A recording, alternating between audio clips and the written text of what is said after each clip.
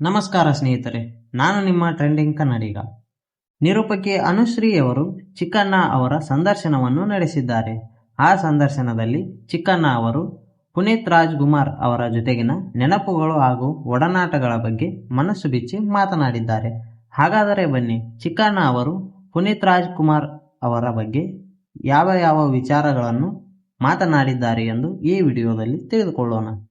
ನಾನು ರಾಜಾ ಹುಲಿ ಚಿತ್ರಕ್ಕೆ ಅತ್ಯುತ್ತಮ ಹಾಸ್ಯ ನಟ ಪ್ರಶಸ್ತಿಯನ್ನು ತೆಗೆದುಕೊಂಡಾಗ ಪುನೀತ್ ರಾಜ್ಕುಮಾರ್ ಅವರೇ ನನ್ನನ್ನು ಕರೆದು, ನಿನ್ನ ಸಿನಿಮಾ ನಾನು ನೋಡಿದ್ದೇನೆ, ಉತ್ತಮವಾಗಿ ನಟಿಸಿದ್ದೀಯಾ ಎಂದು ಬೆನ್ನು ತಟ್ಟಿದ್ದರು. ಬೆಸ್ಟ್ ಕಾಮಿಡಿಯನ್ನು ಬಂದಿತ್ತು ರಾಜಾ ಹುಲಿಗೆ. ಅವಾಗ ಬಂದಾಗ ಅಪ್ಪು ಸರೇ ಕರೆದು ಮಾತಾಡ್ತೆ, ಈ ಸೂಪರ್ ನಾನು ನೋಡಿದ್ದೀನಿ, ತುಂಬಾ ಚೆನ್ನಾಗಿ ಮಾಡಿದ್ದೀರಾ, ನನಗೊಂಥರ ಅದಾದ ಮೇಲೆ ಪುನೀತ್ ರಾಜ್ಕುಮಾರ್ ನಟನೆಯ ಅಂಜನಿ ಪುತ್ರ ಚಿತ್ರದಲ್ಲಿ ನಾನು ಅವರೊಂದಿಗೆ ನಟಿಸುತ್ತಿರುವಾಗ ನಾವಿಬ್ಬರು ತುಂಬಾ ಆತ್ಮೀಯರಾದೆವು. ಹಾಗಾಗಿ ನಾವಿಬ್ಬರು ಕ್ಯಾಮ್ರಾ ಹಿಂದುಗಡೆ ಬಹಳಷ್ಟು ವಿಚಾರಗಳನ್ನು ಮಾತನಾಡುತ್ತಿದ್ದೆವು.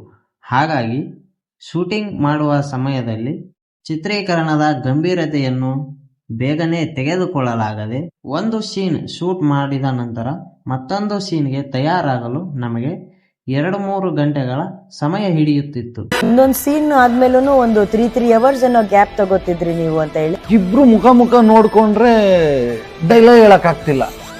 ಅದಲ್ಲದೆ ಅವರು ನನ್ನ ಬಗ್ಗೆ ಹಣಕಾಸಿನ ವಿಚಾರವನ್ನೂ ಸಹ ಮಾತನಾಡುತ್ತಿದ್ದರು.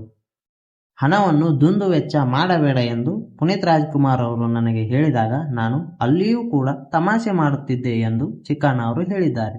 ಏನ್ ಗೊತ್ತಾ, ದುಡ್ಡನ್ನು ಸುಮ್ಮನೆ ಪೋಲ್ ಮಾಡಬಾರ್ದು, ಗೊತ್ತಾಗಲ್ಲ ನಮ್ಗೆ. ಅದಕ್ಕೆ ನನ್ನ ಹತ್ರ ಒಬ್ರು ಫೈನಾನ್ಸ್ ಅಡ್ವೈಸರ್ ಇದ್ದಾರೆ. ನಾಳೆ ಕರ್ಸ್ಬಿಡ್ತೀನಿ, ನೀವು ಎಲ್ಲ ನೀಟಾಗಿ ತಿಳ್ಕೊಂಡ್ಬಿಡ್ರಿ ಅಂದ್ರೆ. ನಾನು ನಾಳೆ ಬೇಡ, ಇನ್ನೊಂದು 5 ವರ್ಷ ಆದ್ಮೇಲೆ ಕರ್ಸಿ ಅಂತ. ಅದಾದ ಮೇಲೆ ನಾನು ಒಂದು ಸಿನಿಮಾದಲ್ಲಿ ಡ್ಯಾನ್ಸ್ ಅನ್ನು ಚೆನ್ನಾಗಿ ಮಾಡಿದ್ದೆ. ಅದನ್ನು ನೋಡಿದಂತಹ ಪುನೀತ್ ರಾಜ್ಕುಮಾರ್ ಅವರು ನನ್ನನ್ನು ಮೆಚ್ಚಿಕೊಂಡಿದ್ದರು. ನಾನು ಶೂಟಿಂಗ್ ಸೆಟ್ನಲ್ಲಿ ಅವರಿಗೆ ಪ್ರೀತಿಯಿಂದ ಬಾಸ್ ಎಂದು ಕರೆಯುತ್ತಿದ್ದೆ. ನಾನು ಬಾಸ್ ಎಂದು ಕರೆದಾಗಲೆಲ್ಲ ಅವರು ನನ್ನನ್ನು ಅಷ್ಟೇ ಪ್ರೀತಿಯಿಂದ ಬಾಸ್ ಎಂದೇ ಕರೆಯುತ್ತಿದ್ದರು ಎಂದು ಪುನೀತ್ ರಾಜ್ಕುಮಾರ್ ಅವರ ಸರಳತೆಯನ್ನು ಕೊಂಡಾಡಿದ್ದಾರೆ. ಅಷ್ಟೇ ಅಲ್ಲದೆ ಪುನೀತ್ ರಾಜ್ಕುಮಾರ್ ಅವರು ಯಾವುದೇ ಫೈಟಿಂಗ್ ಸೀನ್ಗಳಲ್ಲಿಯೂ ಸಹ ಡೂಪನ್ನು ಬಳಸುತ್ತಿರಲಿಲ್ಲ. ಅಂತಹ ಮಹಾನ್ ವ್ಯಕ್ತಿಯ ಜೊತೆ ಸ್ಕ್ರೀನ್ ಶೇರ್ ಮಾಡಿದ್ದು ನನ್ನ ಭಾಗ್ಯ ಎಂದು ಚಿಕ್ಕಣ್ಣ ಅವರು ಹೇಳಿದ್ದಾರೆ. ಇನ್ನು ಈ ಒಂದು ಸಂದರ್ಶನ ಪೂರ್ಣ ವಿಡಿಯೋ ನಿಮಗೆ ಬೇಕು ಎಂದರೆ ಅಶ್ವಿನಿ ಪುನೀತ್ ರಾಜ್ಕುಮಾರ್ ಅವರ ಒಡೆತನದ PRK ಆ್ಯಪ್ನಲ್ಲಿ ಇದೆ.